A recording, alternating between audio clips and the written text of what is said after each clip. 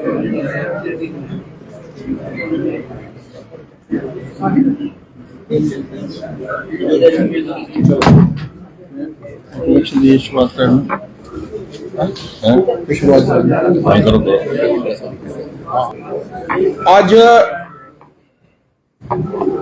सभी प्रेस बंधुओं का मैं इस प्रेस कॉन्फ्रेंस में स्वागत करता हूं। हमारा सौभाग्य है कि हमारे मध्य में आज केंद्रीय मंत्री माननीय जितेंद्र सिंह जी जो हम सबसे मुखातिब होंगे, मेरे साथ मंच पर आसीन कविंदर गुप्ता जी, हमारे पूर्व डिप्टी सीएम डॉक्टर नरेंद्र जी, हमारे मंत्री और विधायक आरएसपुरा से और बाहू से हमारे विधायक विक्रम जी, मैं डॉक्टर साहब से प्रार्थना करना चाहूंगा कि आप सबके साथ इस प्रेस कॉन्फ्रेंस के माध्यम से मुखातिब होंगे। ये जो प्रेस कॉन्फ्रेंस है, मुख्यतः रूप से हम सब जानते हैं कि एक काला धब्बा, अगर हम लोग भारत के इतिहास की बात करें, इमरजेंसी के रूप पर हम सबके ऊपर थोपा गया 25 जून 1975 और आज 50 वर्ष पूर्ण हुए।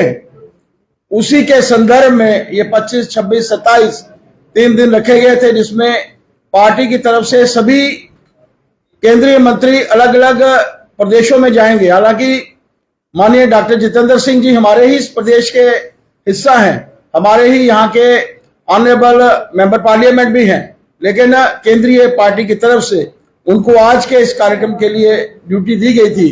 तो मैं सीधे तौर पर माननीय डॉक्टर जितेंद्र सिंह जी से कहूंगा कि सभी प्रेस बंधुओं को के साथ जो है वो मुखातिब है। बहुत बहुत धन्यवाद।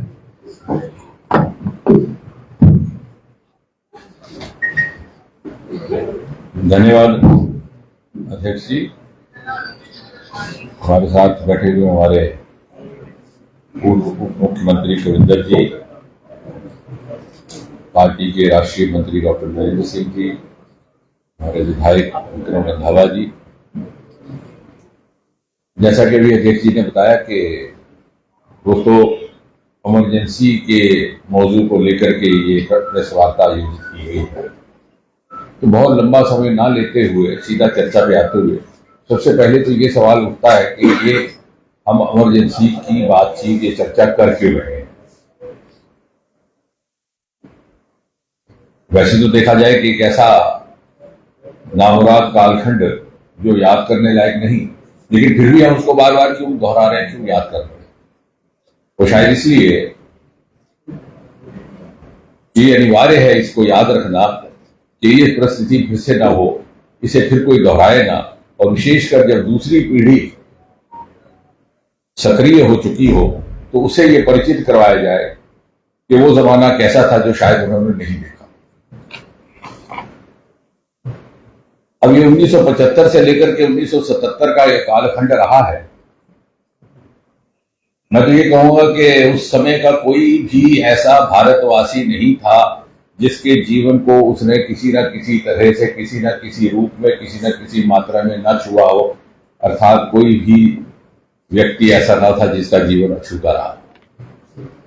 किसी को जेल खाने भेज दिया गया, किसी को लाठी खानी पड़ी, किसी को यातनाएं झेलनी पड़ी, किसी को अंडरग्राउंड रह करके गुजारा करना पड़ा, और किसी किसी की तो नसबंदी भी हो गई। और इसी दौरान देश ने और विश्व ने कई नए व्यक्तित्व, नए शख्सियत उभरते हुए देखे। कई पुरानी धारणाएं जाती रही, कई नई परसेप्शंस बनी। जयप्रकाश नारायण जो आजादी से पहले के नेता थे, एक नए अवतार में प्रजातंत्र के रक्षक बनकर के सामने आए, और उन्होंने एक बड़ी महत्वपूर्ण बात कही कि मुझे आज तक जनसंघ और राष्ट्रीय सिविल संघ को लेकर के जो गलतफहमी थी वो दूर होती रही। जब नानाजी देशमुख ने अपना हाथ आगे करके उन पर बरसने वाली लाठी से उनको बचाया, ये कहते हुए कि इस समय देश को मुझसे ज्यादा आपकी जरूरत है। अटल बिहारी वाजपेयी एक वक्ता के रूप में, एक मास लीडर के रूप में क्षितिज पर पहली बार जिस बुलंदी से चमके, ऐसे पहले ना था। अखिल भारतीय विद्यार्थी परिषद के अरुण जेटली जी रातों रात नेशनल यूथ आइकॉन बन गए। चंद्रशेखर, जिन्हें पहले यंग टर्क कहा जाता था कांग्रेस पार्टी में, उनका कद रातों रात इतना ऊंचा गया कि वो बाद में जनता पार्टी के अध्यक्ष बने। किसी ना किसी तरह से हरेक के जीवन में परिवर्तन आया। हम सब लोग भी तब, मैं तो नया नया कॉलेज में गया था और जिस हॉस्टल में मैं रहता था उसके सामने वो संघ की एक शाखा लगती थी, जिसे युवा शाखा कहा करते थे। और मैं तो नहीं जाता था शाखा में, क्योंकि सुबह सुबह 8 बजे हमारी क्लास लग जाती थी। लेकिन जो हमारे आगे पीछे से हमारे सीनियर्स थे, वो मेरे ही कमरे में अपने कपड़े बदलते और जाते। और एक दिन जब उनका आना अचानक बंद हो गया तो हमने समझा कि कोई कॉलेज का टूर वूर आया होगा। लेकिन 2-1 दिन के बाद एक सीनियर अधिकारी आए संघ कार्यालय से, ये कहने के साथ, उनका मत पूछिएगा किसी को, क्योंकि आपकी गैर मौजूदगी में शाखा पर छापा पड़ा और सबके सब जेल खाने चले गए। और आज जो लोग कहते हैं कि पत्रकारों पर किसी तरह से दबाव है, वो शायद इसलिए कहते हैं कि उन्होंने कोई जमाना नहीं देखा। इस तरह का आयोजन होता तो एकदम यहां छापा पड़ता और आपको उठा करके ले जाते, ना घर वालों को पता रहता, ना दफ्तर वालों को। इसलिए कि पिछले 2-3 दिन में, जैसे अध्यक्ष जी ने कहा, देश भर में अभियान भी चल रहा है, ये चर्चाएं भी हो रही हैं, आपने बहुत सारी बातें सुनी भी हैं, समाचार पत्रों में पढ़ी भी हैं, बहुत बार दोहराई भी जा रही है। और इसलिए मैं कोशिश ये करूंगा to present a different perspective, बगैर वो दोहराए हुए जो आप पिछले कुछ एक दिन से बार बार सुनते रहे, कि उसके पीछे की मानसिकता क्या थी जिसने इमरजेंसी जैसा परिस्थिति को जन्म दिया।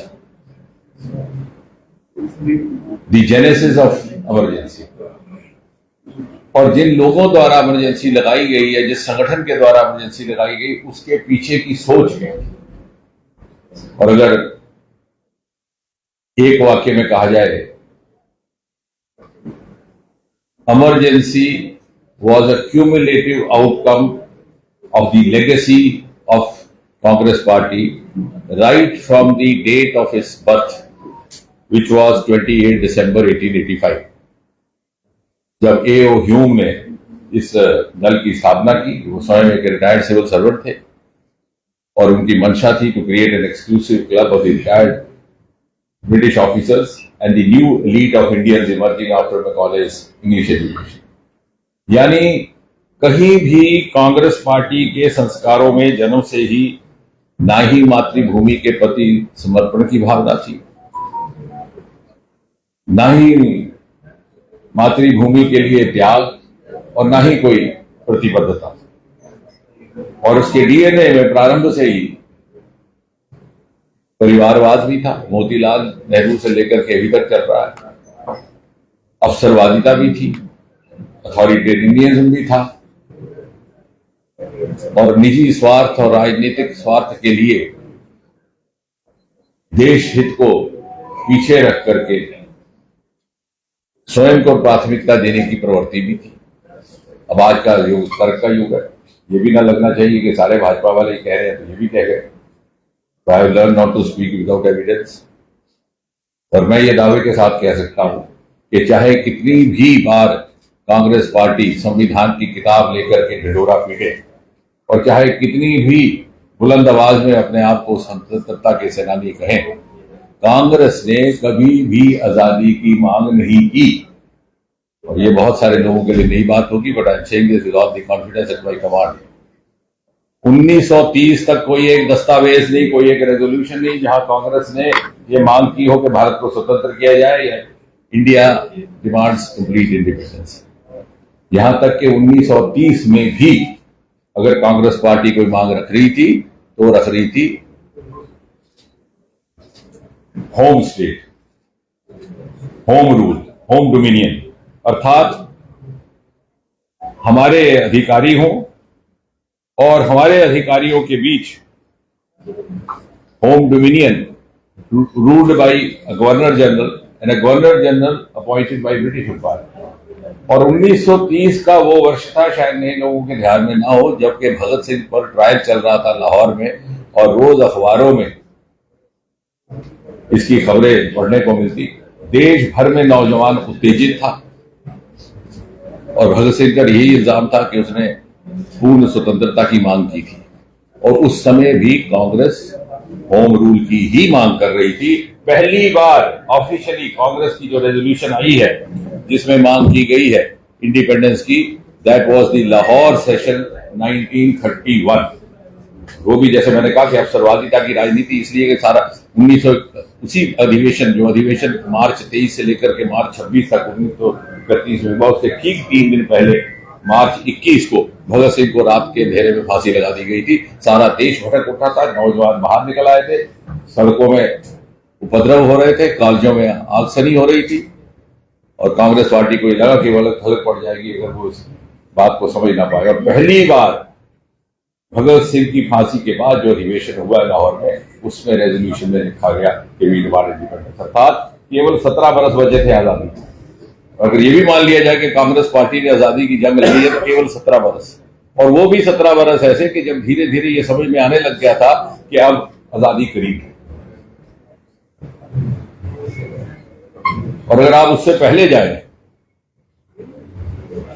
आज से 120-24 साल पहले 1901 में मदन लाल डींगरा, जिनका अक्सर जिक्र नहीं होता इतिहास में, उन्होंने लंदन में एक अंग्रेज हुक्मरान साइरस विली की हत्या की थी। उन पर मुकदमा चलाया गया और उनको फांसी की सजा सुनाई। कांग्रेस पार्टी ने ना इस फैसले का विरोध किया, ना उनके लिए अपील की, बल्कि रेजोल्यूशन पास करके इस बात की निंदा की कि जो मदन लाल डींगरा ने काम किया है ये उचित नहीं। और बदकिस्मती से गांधी जी ने भी कांग्रेस की इस रेजोल्यूशन का समर्थन किया था। This is all on record, अगर आप आर्काइव्स में जाए। मदन लाल डींगरा जितनी देर जेल खाने में रहे अपनी फांसी के इंतजार में, उनसे कोई मिलने नहीं गया। ये 124 साल पुरानी कांग्रेस तो दूर रही, वो तो ऑफिशियली अगेंस्ट। एक व्यक्ति सिर्फ जो उनको जेल खाने में मिलने गया, उसका नाम था वीर सावरकर। वही वीर सावरकर जिसको कांग्रेस पार्टी कहती है कि वो स्वतंत्रता सेनानी नहीं थे, हम थे। वीर सावरकर उस समय भी स्वतंत्रता का जंग लड़ रहे थे, जबकि कांग्रेस पार्टी औपचारिक प्रस्ताव पारित करके स्वतंत्रता की शब्द को इस्तेमाल करने से चूक कर जाती। और जैसे मैंने कहा कि आखिरी 17 वर्ष तो वो थे कि जब सबको लगने लगा था कि आजादी आने लगी। और फिर भी क्या हुआ, सन 1946 में जब अध्यक्ष मौलाना अबुल कलाम आजाद थे और नए अध्यक्ष का चुनाव होना था, ये तय हो चुका था कि जो भी कांग्रेस का नया अध्यक्ष होगा वही आगे चलकर स्वाभाविक तौर पर प्रधानमंत्री का पद भी संभालेगा। गांधी जी ने अपील की कि सब नेहरू को वोट दें, नेहरू का समर्थन करें। 15 प्रदेश कांग्रेस कमेटी थी उसमें देश में। गांधी जी की अपील के बावजूद 12 कमेटी ने सरदार पटेल को समर्थन किया, गांधी की अपील को नजरअंदाज करते थे। लेकिन फिर गांधी जी ने किसी तरह से पटेल को बना लिया, रजामंद करवा दिया और नेहरू प्रधानमंत्री बन गए, अध्यक्ष बने, प्रधानमंत्री बने। डॉक्टर राजेंद्र प्रसाद ने लिखा था कि Gandhi has once again sacrificed his trusted lieutenant in favour of glamorous life. तो कहने का तात्पर्य कि अवसरवादिता, ये डीएनए, ये संस्कार आरंभ से चल रहा था, ये कोई रातों रात नहीं जागा। और दूसरी बात, भगत सिंह की फांसी के बाद एक और बात भी हुई जिसका अक्सर जिक्र कम किया जाता है। पहली बार पॉलिटिकल प्रिजनर की परिभाषा अंकित की गई, क्योंकि अंग्रेज सरकार पर इतना दबाव आ गया और ये जितने भी जेल खाने आना जाना रहा नेहरू जी का और उनके साथियों का, अधिकतर 1930 के बाद हुआ, जबकि जेल में अखबार भी मिलती थी, किताब भी मिलती थी। तभी तो वो अहमदनगर जेल में डिस्कवरी ऑफ इंडिया लिख पाए, अपनी बेटी को खत लिखते थे, जिसके आधार पर ग्लिम्पसेस ऑफ वर्ल्ड हिस्ट्री नाम की कंपाइलेशन बनी। अगर उससे पहले होता तो ये भी काला पानी गए होते, जैसे वीर सावरकर गए। जम्मू के हमारे कैप्टन कॉमरेड धनवंतरी थे, लेकिन जब इनकी संघर्ष की बारी आई तो संघर्ष भी सरल हो चुका था और अंग्रेज भी जाने की तैयारी में थे। और अब जबकि हम कहानी इतनी लंबी को छोटा करते हुए, तो कर दी long story short, immediate genesis of emergency is intertwined or intermingled with the genesis of the psyche and the mindset of Mrs. Gandhi. अगर आप 1975 से 10 वर्ष पीछे जाए तो 1965 में ताशकंद का पैक्ट हुआ। उसके अगले ही बरस जनवरी 1966 में लाल बहादुर शास्त्री जी का स्वर्गवास हुआ। मोरारजी देसाई ने प्रधानमंत्री बनने का दावा किया, लेकिन उस समय अध्यक्ष थे कामराज। उन्होंने मैनिपुलेट करके इंदिरा जी को बिठाया और ये सोच उनकी थी कि इंदिरा जी कमजोर प्रधानमंत्री होगी, कठपुतली बनकर उनके लिए चलेगी। ये भी कहा गया कि मोम की गुड़िया को बिठाया जा रहा है, गूंगी गुड़िया। लेकिन इंदिरा जी चतुर निकली। 3 वर्ष के भीतर उन्होंने अपना अलग ग्रुप बनाया। 1959 में कांग्रेस को तकसीम कर दिया गया, उन्होंने अपना एक ग्रुप बनाया और कांग्रेस के मनोनीत उम्मीदवार संजीवा रेड्डी के खिलाफ अपना कैंडिडेट गिरी खड़े किए और फिर उनकी खुशकिस्मती के 1971 का जंग हुआ, जिससे उनका रुतबा बढ़ गया और उसका दुरुपयोग करते हुए उन्होंने एक अथॉरिटेरियन रूल का एक नया अध्याय शुरू किया जब आगमन होता है संजय गांधी का। और इस कदर इनसिक्योरिटी थी इंदिरा जी के भीतर कि किसी पर विश्वास नहीं था। चापलूसों ने घेर लिया। डीके बरुआ जैसे अध्यक्ष बने, Indira is India, India is Indira, और सारी कमांड संजय गांधी को दे दी गई। इंदिरा जी के प्रिंसिपल सेक्रेटरी थे उस समय पीएन हक्सर, कश्मीरी पंडित समाज से ही उनका ताल्लुक था। उन्होंने लिखा था कि she is blind as far as this boy is concerned, और बाद में इसी बात को लेकर के उन्होंने इंदिरा जी से किनारा कशी भी कर दी। और फिर 1-2 साल के भीतर ही ऐसा घटनाक्रम शुरू हुआ। 1974 में स्टूडेंट मूवमेंट हुआ, गुजरात और बिहार से शुरू हुआ। उसी साल जॉर्ज फर्नांडिस की रेलवे एजुकेशन शुरू हुई। 1975 के आरंभ में गुजरात का इलेक्शन कांग्रेस पार्टी हार गई and the turning point was the Allahabad high court judgement, जो 12 जून 1975 हुए। और उसके बाद जेपी ने जब अपना जो मूवमेंट 1974 का था उसको जरा और तीव्र गति दी और इनके त्याग पत्र की मांग की गई। सिंहासन खाली करो, जनता आती है, ये नारा दिया रामधारी सिंह दिनकर का। और 25 जून को इत्तेफाक से युवा छात्रों ने, उन्होंने बालक के रूप में हमें भी पहली बार वाजपेयी जी का भाषण सुनने को मिला, जब उन्होंने बड़ी शायराना अंदाज में कहा था कि जागने का समय है, घरों में गृहणियां जागे, सीमाओं पे सेनानी जागे, हर नागरिक इस देश का जाग उठे, समय आया है।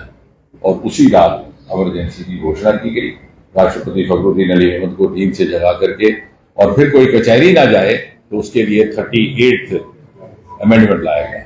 उसके बाद सीरीज ऑफ अमेंडमेंट, जिसमें सबसे ज्यादा नोटोरियस अमेंडमेंट रहा 42-43, जिसके अंतर्गत सेकुलर और सोशलिस्ट शब्द जोड़ दिए गए। कल ही दत्तात्रेय जी ने एक गोष्ठी में मांग की है कि इनको हटा दिया जाए, और उसी के अंतर्गत विधानसभाओं का और लोकसभा का अवधि काल 5 साल से बढ़ा करके 6 साल कर दिया गया, क्योंकि इंदिरा जी के पास ऐसी इंटेलिजेंस रिपोर्ट थी कि अधिकतर राज्यों में कांग्रेस की सरकार की कि अभी वातावरण अनुकूल नहीं है।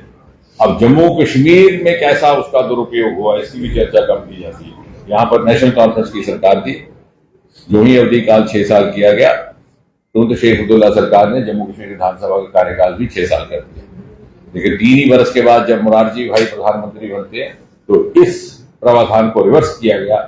देश की सारी विधानसभाओं का कार्यकाल पुनः 5 साल कर दिया गया, लेकिन उस समय 370 का दुरुपयोग करते हुए उस कानून को नहीं अपनाया गया। और 5-6 अगस्त 2019 तक, जब तक अनुच्छेद 370 चला, जम्मू कश्मीर विधानसभा का कार्यकाल 6 साल चला। यानी यहां की तत्कालीन सरकार ने इमरजेंसी के एक प्रावधान का भी दुरुपयोग किया और 370 को उसके जोड़ करके डबल मिसयूज कैसे की जाती है इसकी एक मिसाल पेश की। और इसलिए बहुत समय ना लेते हुए, अब इमरजेंसी तो चली गई है, लेकिन ये इस तरह की गोष्ठियां करने का एक बहुत बड़ा मकसद ये है कि वो मेंटेलिटी, वो माइंडसेट, वो भी जिंदा है। जैसे आखिरी सीन में राज कपूर ने आवारा में कहा कि मुझे तो सजा दे रहे हैं आप, लेकिन जिस गटर से मैं निकल के आया वो गटर अभी भी है और उसके किनारे अभी भी बच्चे पढ़ रहे हैं।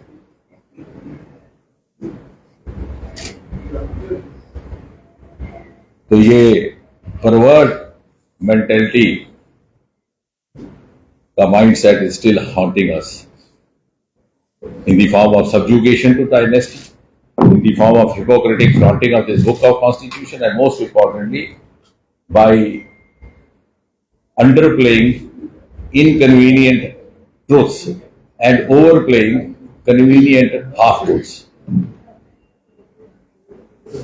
और इसलिए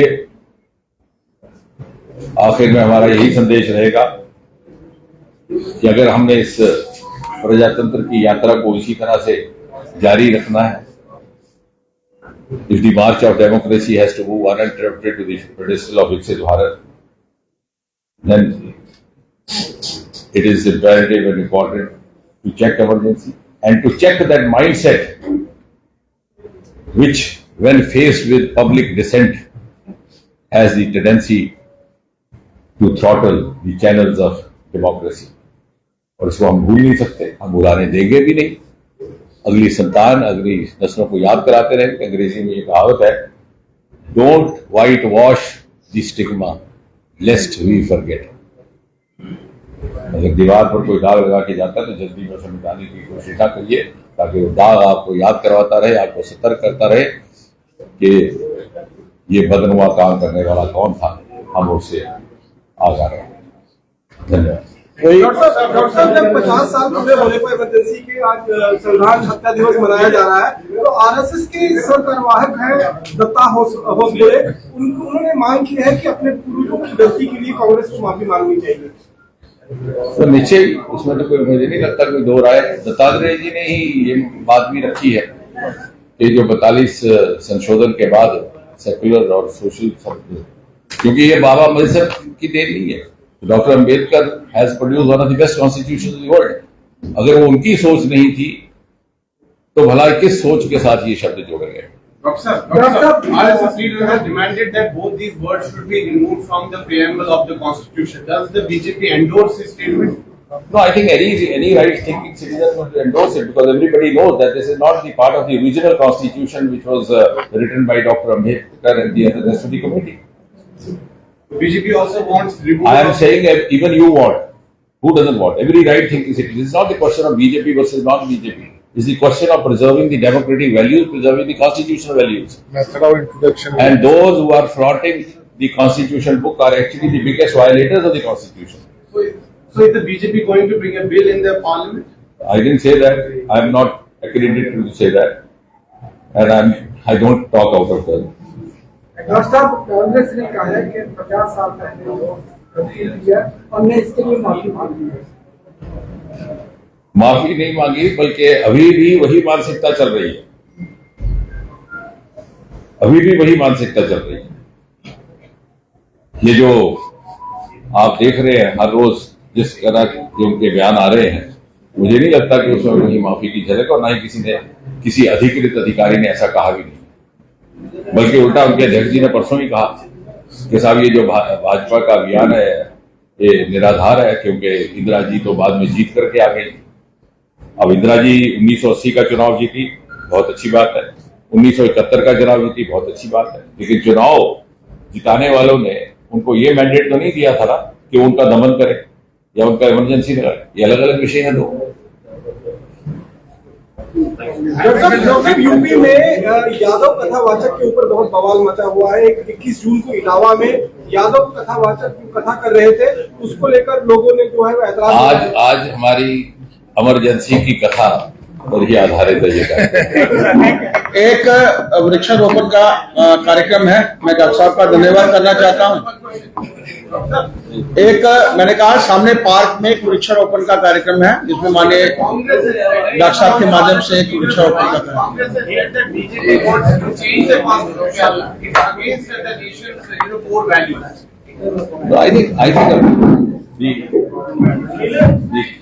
today's journalists like you, I believe, go by the evidence. I don't have to answer that. You have to go by the evidence. Maximum number of amendments have been brought by the Congress governments. maximum number of dismissal of the state governments have been done by the Congress government.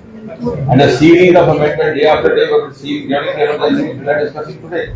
So you please go by the evidence instead of going. And if at all BJP had brought any amendment, it was brought in public interest. It was not meant to perpetuate the rule of a dynasty as was being done by the Congress party when it brought in 58 or brought in 41, 42, 43.